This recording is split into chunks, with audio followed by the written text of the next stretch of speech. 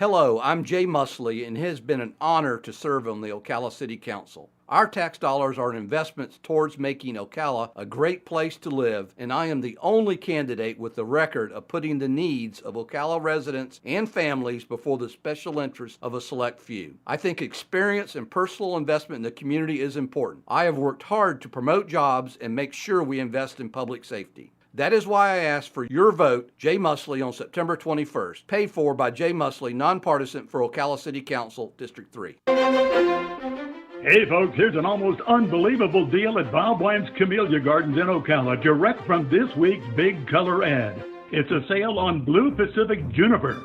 It's hard to find, just about impossible to find at this low price. Blue Pacific Juniper, not $8.99 or even $5.99, but just $3.99 at Bob Wine's this week. Bob's favorite special, herbs, regularly $3 to $6, just $1.99. It's almost camellia time, and Bob has sun and shade-loving heirloom camellias starting at the super low price of just $9.99. And yes, you can still mix or match your favorite flowering shrubs. Buy one, get one free. Look for many specials 10 to 20% off inside their old-timey greenhouse. Check out the big color ad, then head to Bob Wine's Camellia Garden, Southeast 38th Street in Ocala, daily till 4, Saturdays till 3, in the same blooming place for going on 70 years.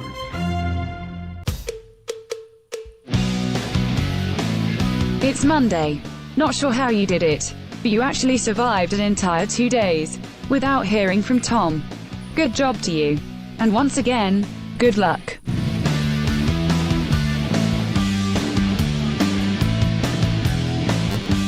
Welcome back to Ocala Talks on a Monday. Very busy day in football on Friday, as it was prep football, high school football, all the schools participating. We'll get to this game that Galen had on the radio. I was supposed to be at that game. We'll talk about what people said about the reasons I wasn't there and then why I actually wasn't there. But we'll start first with Dunellen. They were able to pick up their first win. They shut out Crystal River. They beat them 34-0 in a game where they really outclassed Crystal River. Dunellen with a win there. And then Trinity Catholic beat Carrollwood Day 14-0. So both Dunellen and Trinity, Galen, get their first wins of the season, do it in shutout fashion against Crystal River and Carrollwood Day. Yeah, and I mean, we'll start with Dunellen. They're healthy finally, getting some guys back from COVID and been able to practice and things like that. Yeah, believe it or not, COVID is still impacting these football teams. Vanguard lost. They didn't even get to play this week because of COVID. Right. Canceled their game.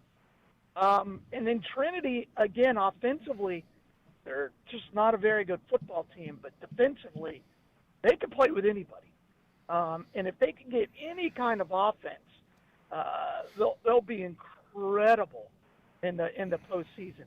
They got to make the postseason, but offensively, they're not good at all. Carrollwood Day, when you talk about their defense, Carrollwood Day came in averaging 33, almost 34 points a game, and they held them to no points. They shut them out. That defense can play with everybody. And by the way, next week, big game coming up next week, Dunellen will host Forest 7 p.m. next Friday, on this Friday. So there's a in-town rivalry. And then Clearwater Cavalry Christian is where Trinity will go on the road next week on Friday. Here's a team we hadn't talked much about, but they won 70-0, so I thought we'd bring them up. Ocala Christian beats Foundation Christian 70-0. The Crusaders, they're 5-0. They're going to host Davenport Four Corners next Friday at 7 p.m. in a rematch of the game that they won 60-0 on the first game of the season.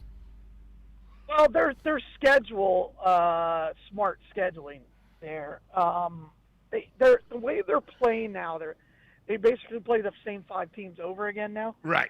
So we'll see. You know, I mean, it's OCA. We'll see. Hard to tell. Hard to tell what they have. They haven't really played. You score 70. That's still pretty good. Okay. I mean, 70 points is 70 points. From the word on the street is they had 6th graders on the field. Well, the other team. They may have. Vero Beach, in a game that was only agreed to play on Wednesday of last week, beats North Marion 40-15. The visitors jumped out to a big lead and never looked back. The Colts did score the final 15 points of the contest, though, but they were down so much that it didn't matter. They will play Vanguard next Friday at 7 p.m. So the North Marion Colts, this game was kind of weird because it was only agreed to play on a Wednesday, and then you play Friday night. There's really not a game plan or anything you can implement in that short of a period. No, you can't even get film on the guys. And that's another COVID issue. That's another COVID issue. Yeah, absolutely. But that will be a good game between two teams who are solid, good coaching staffs. Vanguard has just dominated North Marion over the last decade. I think we could safely say decade, and it'll be interesting to see how it all shakes out. I think Vanguard dominates that football game, but they have to figure out some things offensively. I think Vanguard probably wins the game, but it's going to be a lot closer than anybody thinks it'll be because Vanguard has the same problem they always have: discipline. Yeah, absolutely. They've got more athletes than probably the rest of the county combined, and got less discipline than a kindergarten class. Yeah, in a lot of cases.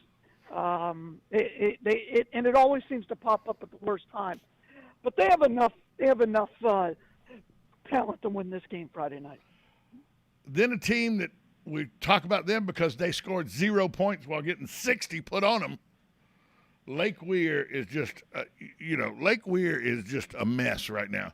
They lost 60-0 to Leesburg over the weekend. The Yellow Jackets improved to 3-0. But the loss dropped Lake Weir to 1-2, and now they got to bounce back against Bellevue next week. And the Rattlers, all they did was coming off a week 3 loss to Crystal River. They rebounded with an impressive 34-14 win over Lecanto Friday night at Brent Hall Field.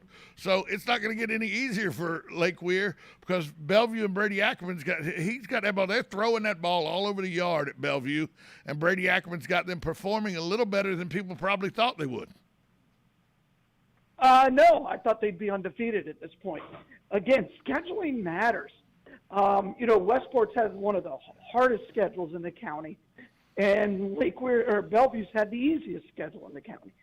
I think that's undeniable. So maybe OCA has, I guess, but scheduling matters. So we'll see how much that is real because their schedule gets much rougher here in the coming weeks, but it should be an easy win for Bellevue. I would think it would be an easy win for Bellevue. And, they started that game off against Lecanto wide open Friday night, 60-yard touchdown pass on their first possession, and they never looked back. They just never looked back. They put Lecanto away as they should. And, you can only win the games you're supposed to win. You hope to win the games that you're not supposed to win. You hope to be competitive, but you got to win the games you're supposed to win. And I think last week losing that Crystal River game kind of was a little wake-up call to Brady's kids that maybe we aren't as good. Maybe coach has been telling us we're not as good as we think we are, and they woke up a little bit and were able to bounce back this week. I really thought it was a good bounce back by Bellevue. Well, look what Dunellen did to that same football team. I know. Okay. There you go. Yeah, what you need to know. Yeah. I'm looking at it right here because they did it this week. They beat Crystal River 34-0, and last week Bellevue had lost to Crystal River last week. So you're right. You can use your measuring stick on what Dunellen did against the same team. And then finally, Forest senior quarterback Steve Curry passes for a touchdown, ran for a team-high 78 yards and a score to lead the Wildcats to a 15-12 win over visiting Westport High School at Mike Kelly Stadium Friday night. The win was the first of the season for Forest, which saw its record improve to 1-2. I was supposed to be on the call with Galen Unall. I had a ultrasound, and the doctor told me to shut it down for the weekend. Although Galen Unall will tell you there was a lot of discussion in the press box and around the football field at Forest that I was ducking the MCYFL people. I heard there was a little rumbling about that. Yeah, I don't think that's in doubt at this point. I get a call at 2:30 in the afternoon, saying, Galen, I'm a little scared to show my face in public right now, so can you just cover for me and say I'm injured? And that's kind of what happened. Pretty sure that is not the way that conversation went. Pretty sure. Exactly what happened. Pretty sure that's not how it went. Exactly what happened. It's what I was telling You people. tell Paquin that I'll get in that booth eventually, and I'll tell him exactly why MCYFL is no good. He has a good time, so I have no problem. I want to thank Forge for their hospitality. They're always good to me. My alma mater, always good to me. So, but Coach Curry had his boy. Coach Williams had his kids ready to play. It looked like. What a terrible football game that was. You said it was overshadowed by 130. Did they just throw another flag right now? Is there another flag that just was thrown? I didn't count them, and I'm sure somebody did. But and I'm no joke, and I think there was at least 35 penalties in that game. And that's just, you can't get any rhythm in those kind of games. And sometimes, by the way, sometimes that is the fault of the children, the kids playing the game. And sometimes that's the fault of the adults officiating the game. You were there. Yeah, I mean, you were there. Was adapt, it both? right? Or was, I mean, and here's the thing. Sometimes if you want to, and I know this, the old adage is if a referee wanted to, he could throw a flag on every play. You have to realize that sometimes, and really, like if it was a holding call that was 35 yards from where the play was going on, do you really need to throw that flag? Oh my gosh, there was a bunch of that. Lot of pre-snap penalties. There was on one play there was 4 flags. It was terrible. A lot of it was just a terrible. It was a terrible game to watch. It didn't help that I had to broadcast that game by myself because my supposed partner got scared. That made things very difficult. But pretty terrible football game. But there was a winner. Forest wins, gets his first win of the year. Westport falls to 0-4. I met the coach at the golf tournament that we were a part of. The first time I'd met him, you've known him for a while. This has got to be the guy I met. This has got to be eating him from the inside out. And it is. The problem is when you look at their schedule, there's not a win on the schedule. Is that really the problem, though? Is that really the problem? Let's be honest. No, I'll tell you exactly. Here's the problem. Here's the problem at Westport, as I see it. And tell me if I'm wrong. Westport has one of the largest populations of students in the county. So that's why they get the designation of an 8A school where they're at. But because it's a performing arts school, half of that school could care less about playing athletics. They're there for the performing arts of it.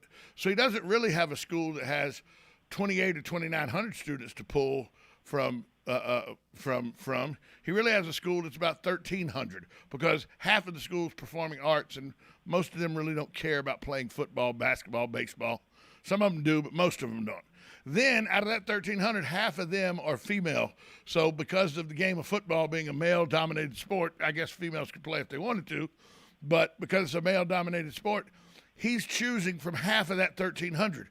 So he's literally trying to put an 8A team together, choosing from a talent pool of about 750 guys, which is exactly the same as a 3A school would do, but they do it because that's their actual population of students, whereas Westport's having to do it because of their inflated numbers that really he doesn't even have a chance putting on the field. I think it has more to do with the fact that he had 11 kids transfer. Well, yeah. And I think the other reason was bad is because Forrest had 11 guys transfer. And Forrest guys transferred after the season started. Again, it was can't tell you what a terrible football game this was. Yeah, if you listen to the broadcast, you pretty much know how I felt about it. I'm not going to hold back. But again, when I don't blame anybody. Brantley did a good job of recruiting. Good for him. John Brantley would tell you I'm not he's saying never. he- John Brantley would tell you he's I'm never not- personally recruited anybody. That's not true. No, you know who does most of the recruiting now, and you know this to be fact. Coaches don't have to do most of the recruiting. Now, they will call in 2 or 3 of their best players and say, hey, are you friends with so-and-so? Hey, are you friends with so-and-so? Most of the recruiting is done through text messages and all between athletes. I firmly believe that. Of course. Sure, always has been. And guys want to go where they think they're going to get noticed the most. And I'll actually tell you, most of the kids who transferred, Trinity aren't playing. You'll see them standing on the sidelines. They had big time injury Friday night to a kid I think the world of. So I'm praying for Caden.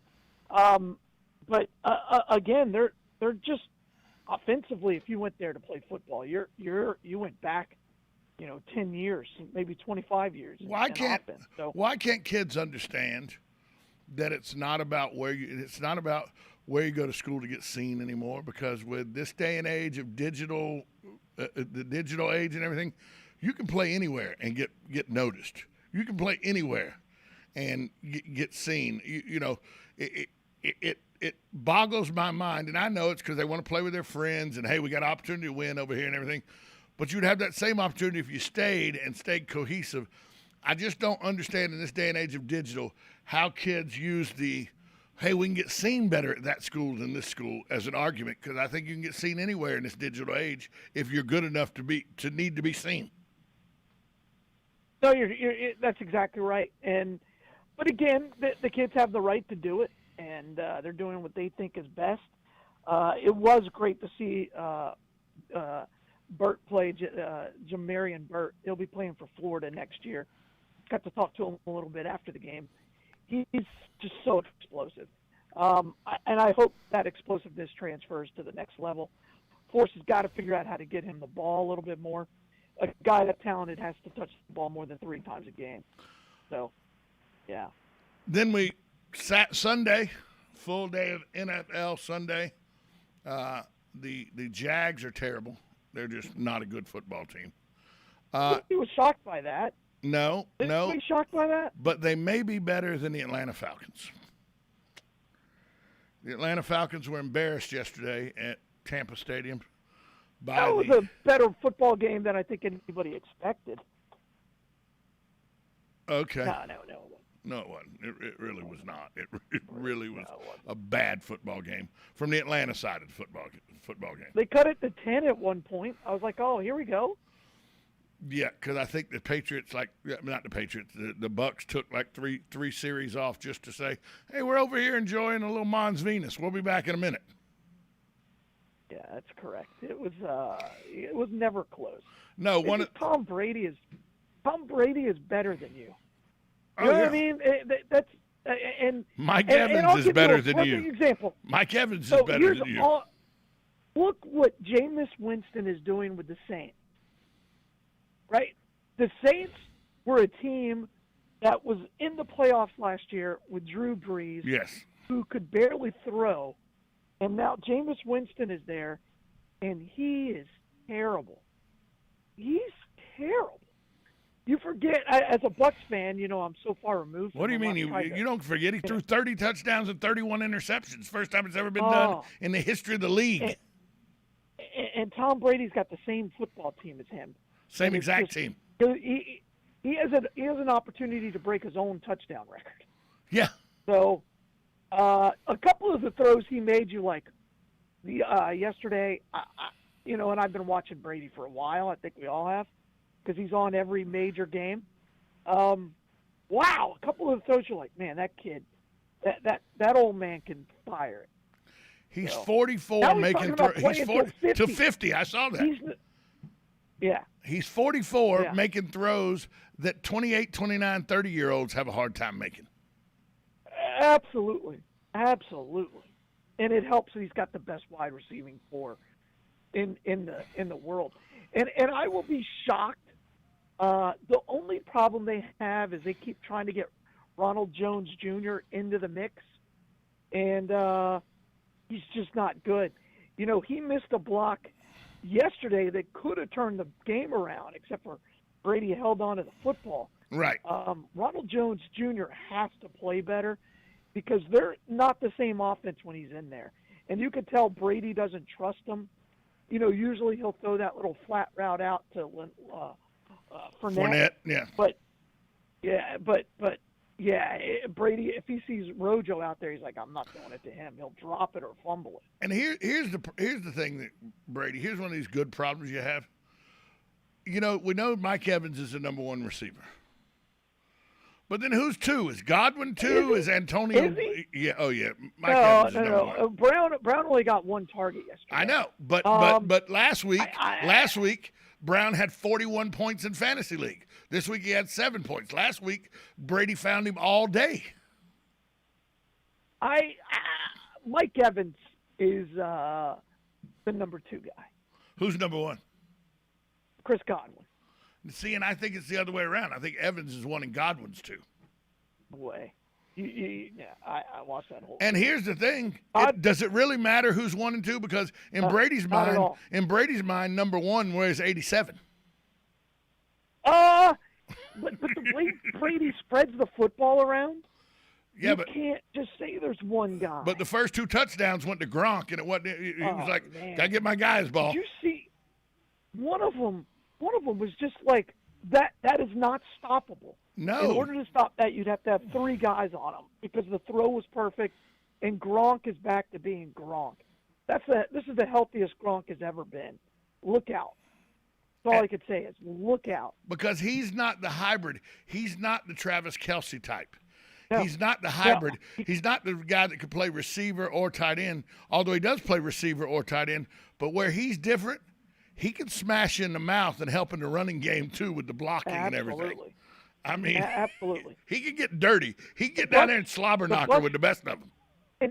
And Ndamukong Suh may have been the best football player on the field yesterday, too. Oh, and I know you love the way Suh plays.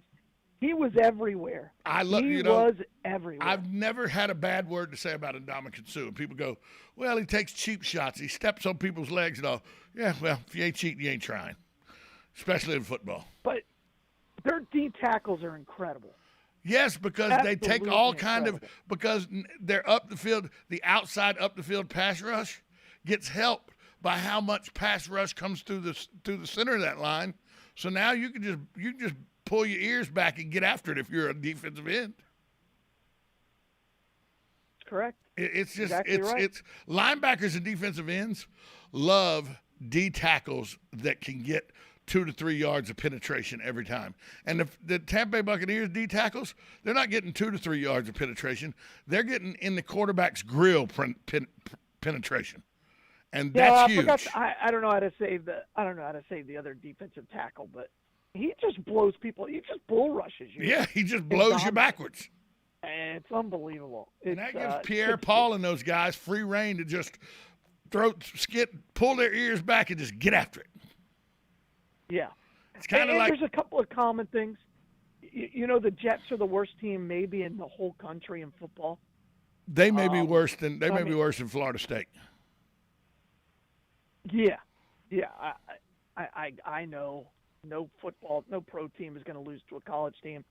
But my God, they're terrible. But are the Jets really a pro team? Terrible. Are they really a pro team? Let's be honest. Yeah, they get professional athletes. If it was soccer, they'd get relegated to the lower league. Oh, there's no doubt about that. and of course we do know that Derrick Henry is the most dominant running back in football. Oh yeah, that's what we learned yesterday. Oh, you can make an argument he's the best football player to come out of Alabama in the last 25 years. How long before Trevor Lawrence just says, I don't want to die? I think after that game last week, did you see a couple of the throws he made at the end? Yes. He's like, I'm going to step back and I'm going to throw this thing as far as I can. And turn my head and hope nobody hits me. Chuck and duck is what it's going to become. But, again, he fights hard the first half and realizes I've got nobody around him. You know, I think everybody was hoping that Etienne would really be able to come in and relieve some of the pressure. He's out for the season. There's not a whole lot out there. Nope. We did learn. Nobody cares. By the way, at what point are we going to realize that Jacksonville does not care about the Jaguars? They care less about the Jaguars than Tampa Bay cares about the Rays. Maybe. There's no doubt when you look at the total attendance figures. It's ridiculous. Granted, It's they play a whole lot ridiculous. more It's games, ridiculous. but Hey, here's the other thing I learned yesterday, that Kansas City sometimes thinks it has football games won and goes into cruise control mode when games aren't put away, and then they can't turn it back on, and they get run down. Lamar Jackson and the Baltimore Ravens did that last night. Here's some facts. When you give that much money to 3 football players, It's hard to put a team on right, the field. it's hard when your quarterback makes that kind of money and your hybrid tight end makes that kind of money, and then you give another huge chunk of change to another wide receiver, you're done, because you can't spread that around. Their offensive line is bad. Their defensive front seven is absolutely atrocious. If it wasn't for Tyrann Matthews, that defense, that pick 6 at the beginning of the game, if it wasn't for that defense did not play well last night at all. And again, they've just been exposed, absolutely exposed. Speaking of exposure, where's the Bloodmobile? We got 5 seconds. Where's the Bloodmobile? We're going to need to talk about the Ryder Cup this week, but today we're actually at the Walmart right there on Easy Street. So come by and see us there. And as always, we're right on the boulevard, 1607 East Silver Springs Boulevard. Check us out at livesouth.org. Give blood today. Galen, talk to you tomorrow. Bye, all. We'll be right back after this timeout. Senate parliamentarian Elizabeth McDonnell on Sunday ruled against Democrats' plan to provide 8 million green cards as part of their $3.5 trillion spending bill. The money requested by Democrats is very close to what America spent on all of World War II and has zero Republican support. The U.S. government has begun deporting hundreds of Haitian migrants who camped out near Del Rio, Texas. An estimated 13,000 Haitians swelled the border last week, adding to the self-induced crisis at the border. More than 320 migrants arrived in Port-au-Prince on 3 flights from the United States on Sunday and early Monday. A half dozen more flights are expected this week. The Northport Police Department in Florida says it currently has no plans to conduct a major search of the Carlton Reserve today, the place where authorities had been looking for Brian Laundrie over the weekend. Laundrie is a person of interest in the Gabby Petito investigation. On Sunday, authorities found a body in Wyoming that is believed to be Petito's. USA Radio News. Are you on Medicare or soon to go on? Some important news from Newsmax. The Medicare Board of Trustees just released a report saying it will run out of money in 2026. It's happening sooner than imagined. All this week, Grant Stinchfield reveals the shocking story of Medicare abuse. He talks to the insiders, tells you what happened, and shows you how you can protect your insurance. Watch Stinchfield's Medicare Abuse series on Newsmax at 8 p.m. Eastern. Newsmax is America's fastest-growing cable news channel. It's on every major cable system. Just check your cable guide. If your cable system doesn't carry Newsmax, call your operator or switch to a service that does. Get Newsmax on most streaming services or download the free Newsmax app on your smartphone. It takes just seconds. Newsmax covers the big stories you need to know. Medicare is in real trouble. Get the facts about your insurance. Watch Stinchfield on Newsmax tonight.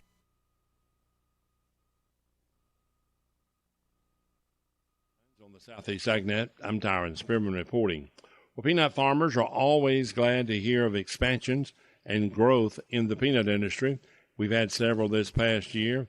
Recently, the Coastal Growers Co-op has opened up in Atmore, Alabama, and they're in the process of getting finished on their shelling plant, and the storage buildings are already ready to receive peanuts this year. That was good news for Alabama. Now, Premium Peanut Company, located in Georgia, Douglas, Georgia, has announced they're going to unveil a new shelling plant in Orange County, South Carolina. It's a $64.3 million investment, and they say when it's all finished, about 130 new jobs. Premium Peanut operates one of the newest and largest peanut shelling plants in the world. They opened up with 140,000 tons of shelling capacity, and through investments in efficiencies and growth, the company now has a plant capacity of 300,000 tons. That's about 10% of the U.S. peanut crop. Well, their expansion in Orangeburg County, South Carolina, will be another shelling plant, mainly for seed, they say. Their major buyers, of course, will include snack companies, candy companies buying peanuts, and peanut butter manufacturers domestically.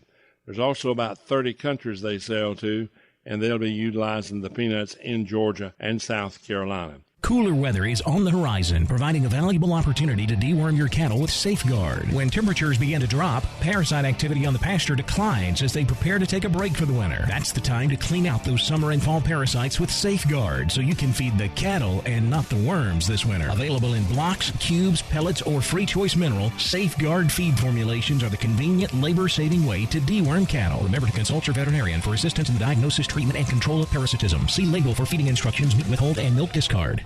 I'm Tyron Spearman for Southeast AgNet. When it really counts, depend on the source for the latest weather updates, keeping you ahead of the storm. 96.3 FM, 1370 AM, The Source. We'll have thunderstorms in the area this morning, continuing through this evening, partly cloudy and humid otherwise.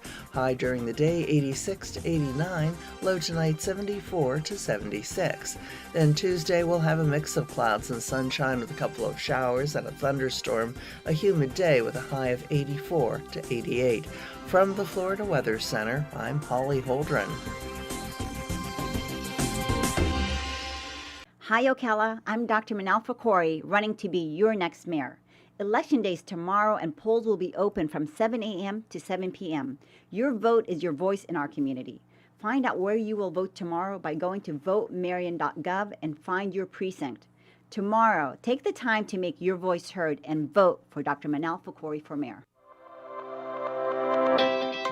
The Ocala Golf Club, one of Ocala's premier golf courses, from its pristine 18-hole course layout to its amazing pro shop. Jason Linhart and the staff at Ocala Golf offer everything that you need for your golf outing. That's the Ocala Golf Club. Experience country club style golf at municipal prices. You won't go wrong with the Ocala Golf Club. Call them for a tee time today, 352-401-6917.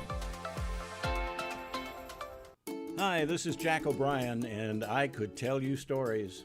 Like the story about Denny Crenshaw telling his neighbor Matt Chase over lunch at the Crystal Lake Country Club about getting into it the other day with a guy on a bike. He says, "There's maybe 6 of them, and they've got these skin-tight outfits with fancy designs, and this guy comes up next to me, and he's got mirrors on his sunglasses, so apparently he can see behind him. And he's wearing the dumbest looking helmet I've ever seen. It's not even a helmet. It looks like he sliced open a white football and stuck it on his head."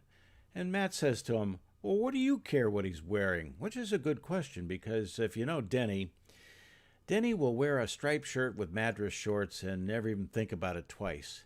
And the weird thing is, most people don't even have Madras shorts. Denny says, "Well, I don't care what he wears, but he says to me, 'Where's your helmet? If you fall, you could have a serious injury,' like it's any of his business. You know, I'm 83 and I've never worn a helmet to ride a bike, and I'm not going to start now." Well, I say to him, and we're riding right next to each other now, I say, "Listen, I worked for OSHA for 40 years. You don't know what you're talking about. I've been riding for most of my life, and I never fell off a bike." Yeah, and what did he say? So he says, "Well, then the law of averages says it's only a matter of time." And I said, "Law of averages? Let me ask you something. When you get home, are you leaving your helmet on?" Well, why would he do that? Well, that's what he said. So I said, "Wait, because there were 6,000 deaths in the U.S. last year from falling in the home, and 80% of them were in the bathroom where you'll be taking a shower before too long. You know how many bicycle deaths there were?" Well, he didn't know. He just waved his hand to shush me like I was being obstinate. Well, he doesn't know you like I do. Yeah. So I said, 720, that's it, total. "That's it, really?"